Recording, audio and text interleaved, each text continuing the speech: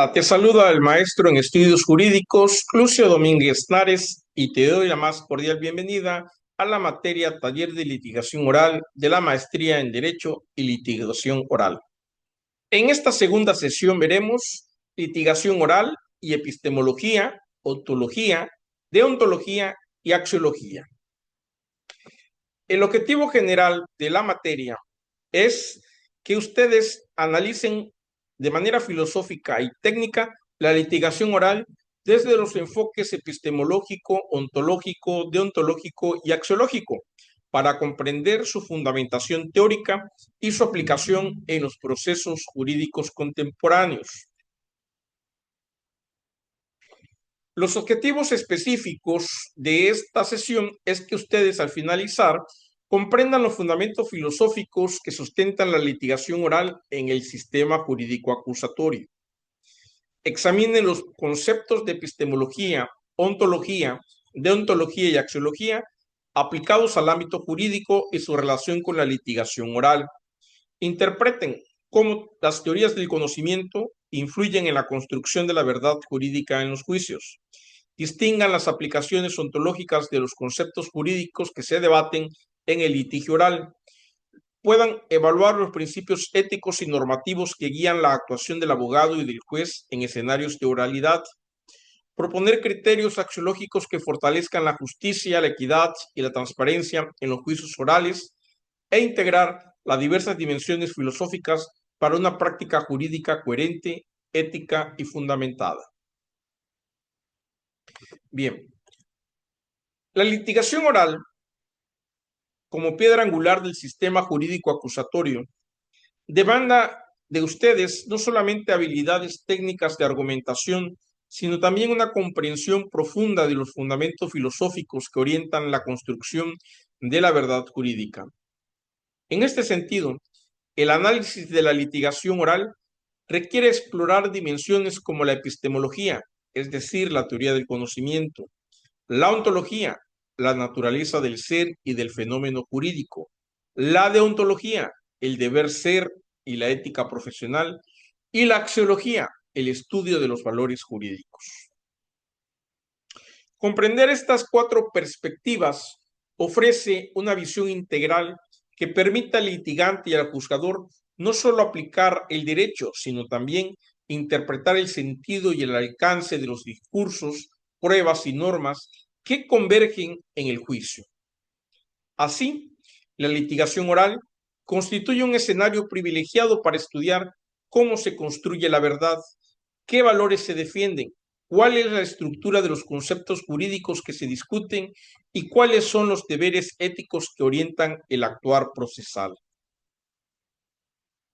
En la sesión anterior vimos un concepto de litigación oral que lo volvemos a retomar enriqueciéndoles con otros elementos. Por ejemplo, la litigación oral, podemos decir, y ya quedamos esclarecidos en la sesión anterior, que es un conjunto de técnicas, estrategias, principios y habilidades que permiten a las partes procesales argumentar, debatir, presentar pruebas y persuadir al juzgador en un proceso judicial basado predominantemente en la oralidad. Se desarrolla en audiencias públicas y se rige por los principios de inmediación, contradicción, concentración y publicidad. ¿Para qué sirve la litigación oral? Bueno, garantiza un proceso transparente, dinámico y centrado en la verdad, facilita la valoración racional y directa de las pruebas, optimiza la comunicación entre las partes y el órgano juzgador, materializa derechos fundamentales como presunción de inocencia, defensa adecuada, igualdad procesal, el debido proceso, construye conocimiento jurídico válido en tiempo real a través del diálogo y el debate. ¿Qué es la epistemología? La epistemología es una disciplina filosófica que estudia el origen, la validez, la estructura y los límites del conocimiento. ¿Cuál es la relación que tiene la epistemología con la litigación oral? Bueno, ya en práctica, en un juicio oral, la epistemología y la litigación oral no son entes abstractos, sino que construyen a partir de pruebas, testimonios, peritajes de argumentación, lo que nosotros estamos defendiendo en una causa judicial. Y nos planteamos a través de la epistemología preguntas como cómo constituye verdad o cómo se constituye la verdad en el proceso. ¿Qué conocimiento es válido para tomar una decisión judicial? ¿Qué criterios asegura la racionalidad de la sentencia? Esas tres preguntas nos las vamos a responder si nosotros aplicamos la epistemología a la litigación oral. Y para ello tenemos que recurrir a la teoría de la prueba, donde vamos a ver cómo se argumenta de manera racional, fiable y pertinente. También vamos a analizar la epistemología de la percepción del juez. ¿Esto cómo? A través de la inmediación. Recordemos que la inmediación es un principio del derecho procesal, sobre todo en los juicios orales acusatorios, en donde el mismo juez es el que lleva toda la causa. Y vamos a ver su reacción en cada una de las etapas procesales y su reacción en cada uno de los argumentos, de las pruebas, de los alegatos, etcétera. Lo cual nos va a permitir anticiparnos al criterio que va a utilizar para emitir una sentencia. Luego tenemos los métodos de reconstrucción de hechos. La epistemología nos ayuda para que nosotros podamos hacer una reconstrucción de hechos. Recordemos que la teoría de la prueba y la teoría del delito nos dicen que tenemos que acreditar siempre todas las circunstancias de modo, lugar y tiempo. Circunstancias, modo, lugar y tiempo. Esos cuatro elementos. Y la litigación oral, a través de la epistemología, nos va a proporcionar métodos para reconstruir estos hechos que vayan abarcando estas dimensiones. Y por último, un criterio de corroboración de testimonios y evidencias científicas. Esto a través de interrogatorios, contrainterrogatorios, que la litigación oral nos permitirá poder desarrollar de manera efectiva. Ahora bien, veamos la ontología y la litigación oral.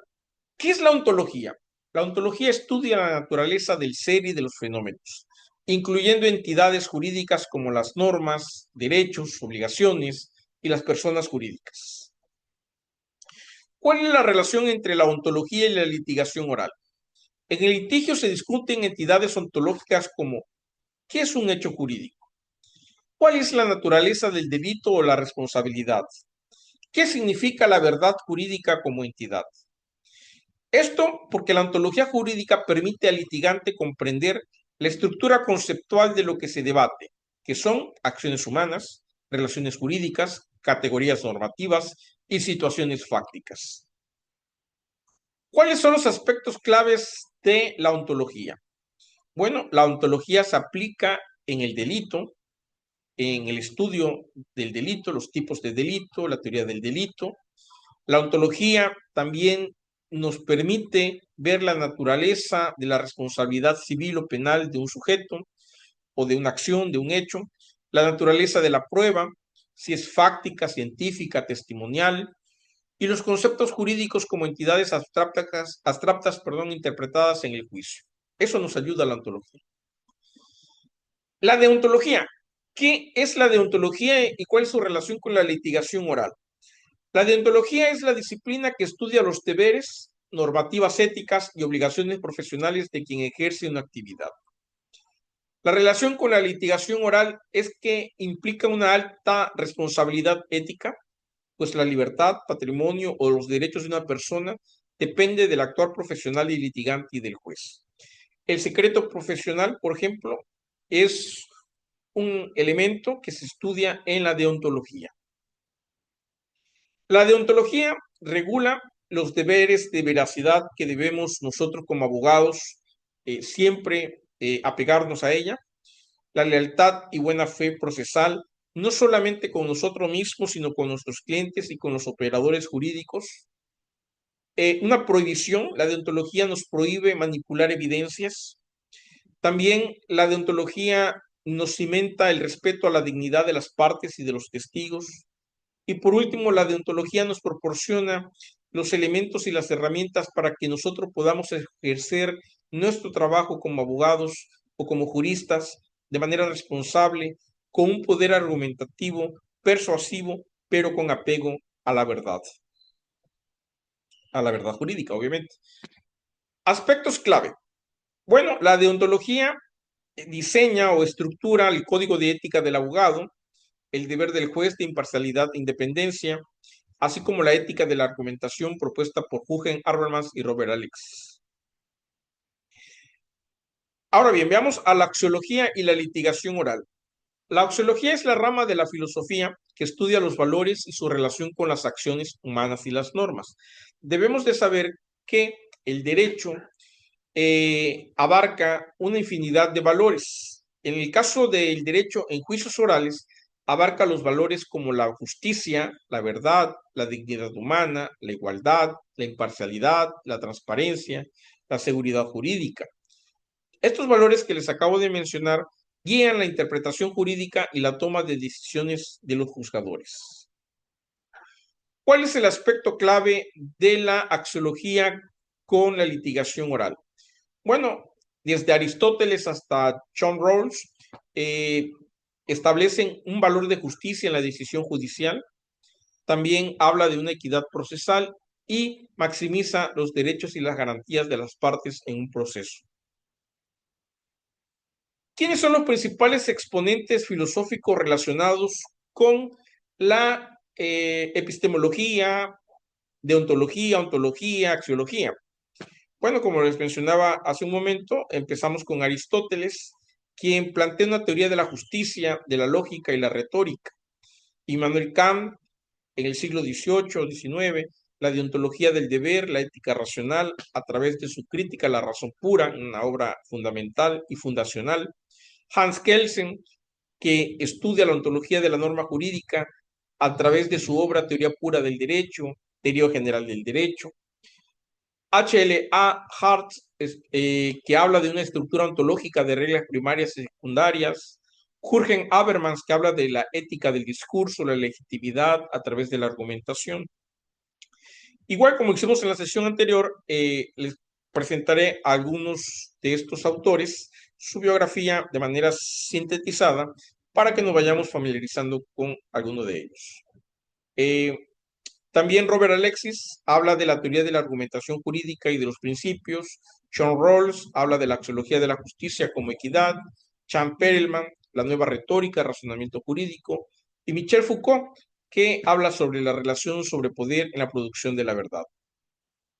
Aristóteles, como sabemos, fue un griego antiguo, ¿verdad?, de la filosofía clásica, que sus obras han sin duda alguna influenciado en la cultura occidental moderna y contemporánea.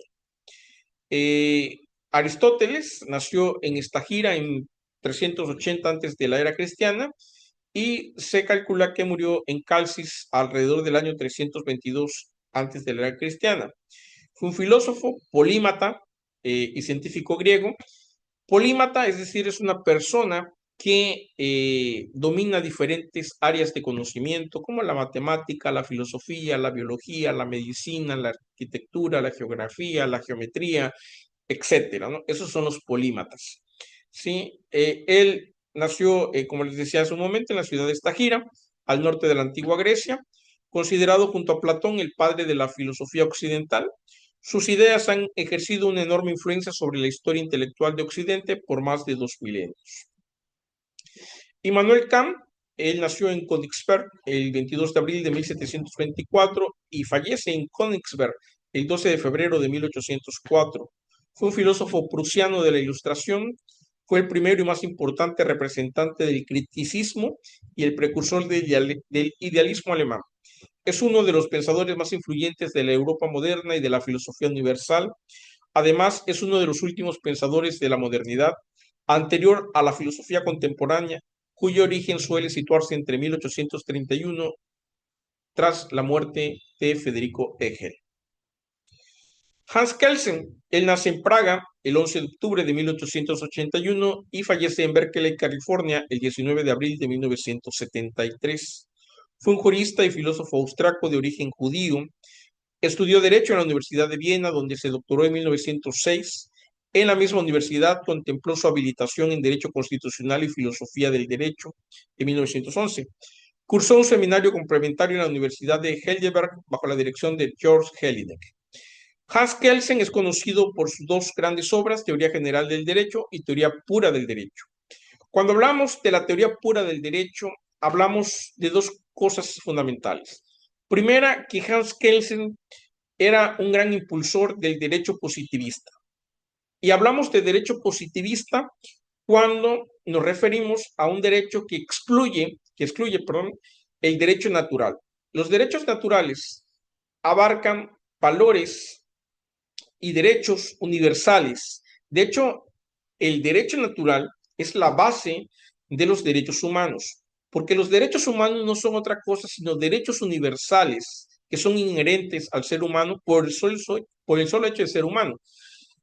En cambio, el derecho positivo es un derecho racional que se genera a través de instituciones que están reguladas en un sistema jurídico a través de una constitución y de un marco normativo.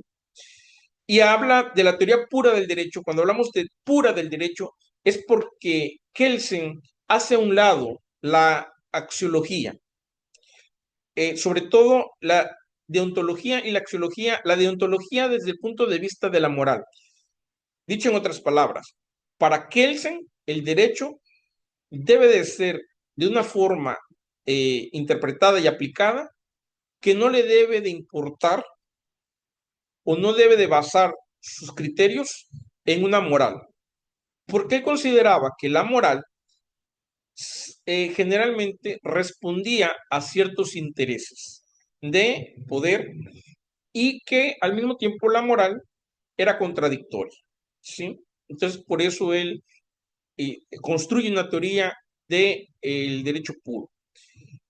Y además, Kelsen es conocido por su pirámide de Kelsen, que es una pirámide isósceles, es decir, con todos sus lados iguales, en donde en el vértice, en la punta, se encuentra la máxima norma que rige un Estado, un país, que en este caso, en el caso de México, es la Constitución Política de los Estados Unidos Mexicanos, y en la parte de hasta abajo vamos a encontrar jurisprudencias o vamos a encontrar reglamentos o contratos o incluso vamos a encontrar el policía de bando y buen gobierno. Es decir, la pirámide de Kelsen es una jerarquización, perdón, de normas que existen en un territorio determinado, en un país. Y como anécdota, comentarles que Hans Kelsen nunca elaboró dicha pirámide, ¿sí? Se cuenta que los alumnos de Hans Kelsen tomaron apuntes de las cátedras que él daba y de ahí los alumnos elaboraron esta pirámide de Kelsen, esta jerarquización de las normas. Y pues en honor a su profesor, a Hans Kelsen, le pusieron la pirámide de Kelsen. Ahora veamos a Herbert Lionel Adolphus Harms. Él nació en Harrogate el 18 de julio de 1907 y muere en Oxford el 19 de diciembre de 1992. Fue uno de los filósofos del derecho más importantes del siglo XX. Estudió Derecho en el New College o en el Colegio Nuevo de la Universidad de Oxford, donde se graduó en el año de 1932. En un principio, Harms se dedicó al ejercicio privado de la profesión, pero con el comienzo de la Segunda Guerra Mundial, Harms ingresó a trabajar en el M15, en el MI15, donde compartió labores con otros filósofos de Oxford como Gilbert Ryle y Stuart Newton Hampshire. Bien. Luego tenemos a John Rawls. También, bueno, su nombre completo es John Borleth Rawls. Él nace en Baltimore, el 21 de febrero de 1921 y fallece en Lexington el 24 de noviembre de 2002. Hay una obra de él, un libro muy importante de él que se llama La teoría de la justicia, que igual si tengo la oportunidad se lo voy a compartir en la carpeta de material de apoyo del bloque 1 de esta materia. Rawls fue un filósofo estadounidense, profesor de filosofía política en la Universidad de Harvard. y autor, entre otras obras, de Teoría de la Justicia, el libro que acabo de mencionar, que fue escrito y publicado en 1971, Liberalismo Político, que fue publicado en 1993, El Derecho de la Gente, de 1999, y Justice Affirmer and Restatement, del año 2001. Su teoría política propone dos principios sobre los cuales basar la noción de justicia a partir de una posición original en el espíritu contractualista de los filósofos políticos clásicos. Rawls fue reconocido como con el premio Schock para Lógica y Filosofía y con la National Humanities Medal de manos del presidente Bill Clinton en 1999, en reconocimiento a su ayuda a que toda una generación reviviera su confianza en la democracia. Luego tenemos a Paul-Michel Foucault. Michel Foucault es un parisino, alguien que nació en París, Francia, un 15 de octubre de 1926 y fallece el 25 de junio de 1984. Michel Foucault fue un filósofo, historiador, sociólogo y psicólogo francés. Fue profesor en varias universidades francesas y estadounidenses y catedrático de historia de los sistemas de pensamiento en el Colegio Francés de 1970 a 1984. Él reemplazó en la cátedra de historia del pensamiento filosófico hasta su muerte a Jean Hippolyte.